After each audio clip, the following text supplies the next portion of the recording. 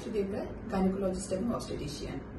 আজকে কথা বলবো প্রি প্রেগন্যান্সি চেকআপ বা গর্ভধারণের আগে একটা চেকআপ কেন প্রয়োজন, তাতে কি করা হয় এবং কি রেকমেন্ডেশন থাকে। তো আমাদের দেশে বেসিক্যালি বেশিরভাগ প্রেগন্যান্সি থাকে আনপ্ল্যান্ড বা বলা যেতে পারে অনেকটা অ্যাক্সিডেন্টাল প্রেগন্যান্সি, যে কেউ প্রেগন্যান্সি এলো তারপরে ডক্টরের কাছে ফার্স্ট চেকআপের জন্য আছে। But as a doctor I will recommend everyone to go for a planned pregnancy. যে কাপল যদি আগে থেকে ভেবে নেয় যে মেবি আফটার 2 to 3 মান্থস আমরা একটা প্রেগন্যান্সি প্ল্যান করছি, তাহলে সবচেয়ে ভালো হয়। এবং সেই সময় একজন গাইনোকোলজিস্টের সাথে একবার কনসালটেশন নিয়ে নেওয়া কেন দরকার, কারণ প্রেগন্যান্সি নেওয়ার আগে আমরা কিছু ইনভেস্টিগেশন করাতে প্রেফার করি। জেনারেল হেলথ স্ট্যাটাসটা একবার জেনে নেওয়া প্রেফার করি। তাতে কি হয়, তাতে প্রেগন্যান্সি চলাকালীন কোনো রকমের কমপ্লিকেশন হতে পারে কিনা বা ওই প্রেগন্যান্সিতে কোনো বিশেষ সতর্কতা নেওয়া দরকার আছে কিনা সেগুলো আগে থেকে জানা সম্ভব হয় এবং সেগুলিকে যথাসম্ভব ট্রিটমেন্ট করাটাও সম্ভব হয়।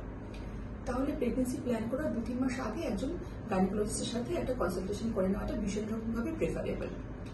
তাহলে যদি কেউ আসে ওরকম যে এসে বলে যে আমরা প্রেগন্যান্সি প্ল্যান করছি, তখন আমি কি বলি?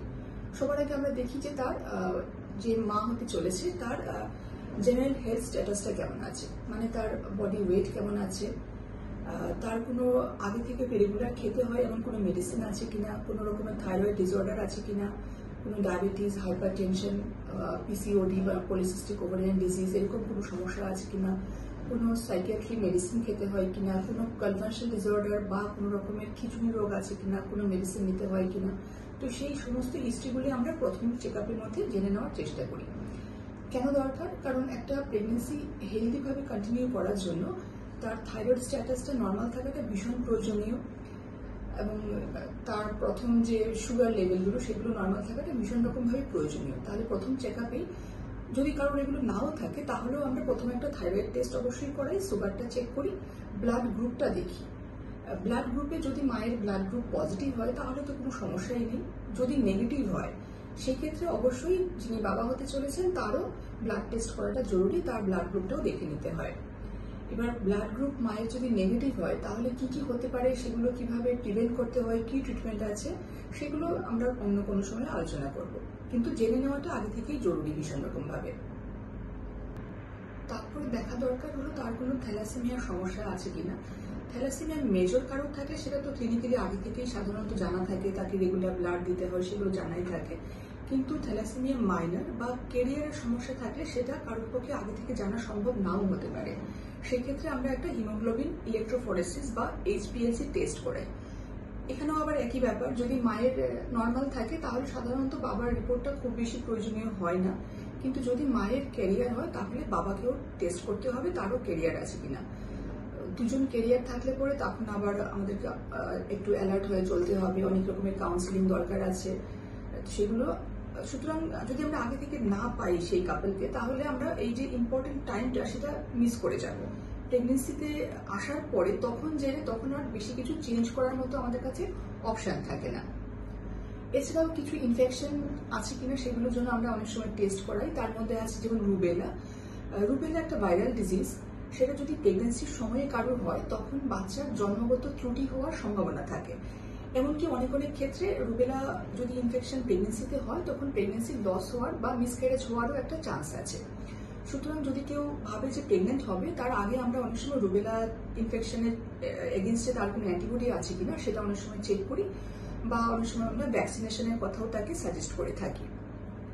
এরপরে আমরা একটা রুটিন একটা আল্ট্রাসাউন্ড করাই, আল্ট্রাসাউন্ড পেলভিস একটা করি দেখার জন্য যে তার ইউটেরাসে কোনো রকমের অ্যানোমেলি কিছু আছে কিনা, বা ইউটেরাসে কোনো প্যাথোলজি আছে কিনা, কোনো ফাইব্রয়েড আছে কিনা, ওভারিজ হেলদি আছে কিনা, ওভারিতে কোনো সিস্ট আছে কিনা।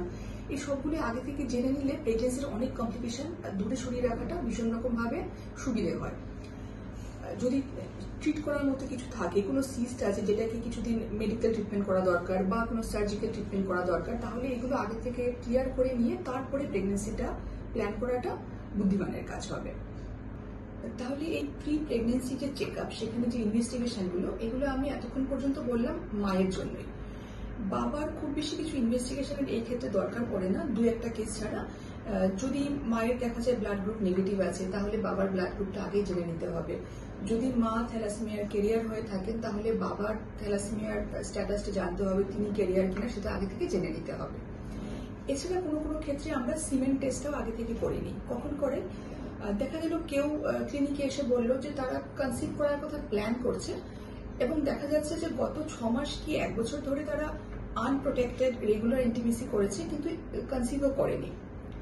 তো সেই ক্ষেত্রে আমাদের একটু অ্যালার্ট হতে হয় এবং সেই ক্ষেত্রে আমরা একটা সিমেন্ট টেস্ট আগে থেকে করে নিতেই পারি। সিমেন্ট টেস্টে কি দেখা হয়?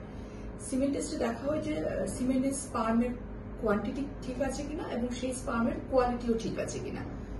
তো এগুলো হলো আমাদের কিছু বেসিক ইনভেস্টিগেশন বা বেসিক চেক আপ, যেগুলো প্রেগনেন্সি নেওয়ার আগে থেকে করিয়ে নিলে প্রেগনেন্সির অনেক কমপ্লিকেশন আমরা দূরে সরিয়ে রাখতে পারবো। রেকমেন্ডেশন কি করি? প্রেগনেন্সি নেওয়ার আগে থেকে সবচেয়ে বেশি দিয়ে দেওয়া হয় একটা folic acid. Folic acid is an older drug. Folic acid যদি প্রেগনেন্সির আগে থেকে কেউ নেওয়া শুরু করে সেক্ষেত্রে তার পরবর্তীতে দেখা যায় যে বাচ্চার কোনো রকমের জন্মগত ত্রুটিগুলিকে আটকে দেওয়া অনেকাংশেই সম্ভব হয়। তাই ফলিক অ্যাসিডটা আমরা সবসময় রেকমেন্ড করে থাকি। এছাড়াও আরো কিছু সাপ্লিমেন্ট রেকমেন্ড করা হয়, যেমন ভিটামিন D3, ভিটামিন B12। তো এই ধরনের আরো কিছু সাপ্লিমেন্ট আমরা অনেক সময় প্রেগনেন্সির আগে থেকে অ্যাড করে থাকি। তাহলে যদি মনে হয় যে প্রেগনেন্সি প্ল্যান আপ চলছে, আগামী কয়েকদিনের মধ্যে বা কয়েক মাসের মধ্যে প্রেগনেন্সি প্ল্যান হচ্ছে, তাহলে অবশ্যই একজন গাইনোকোলজিস্টের সাথে কনসাল্ট করবেন।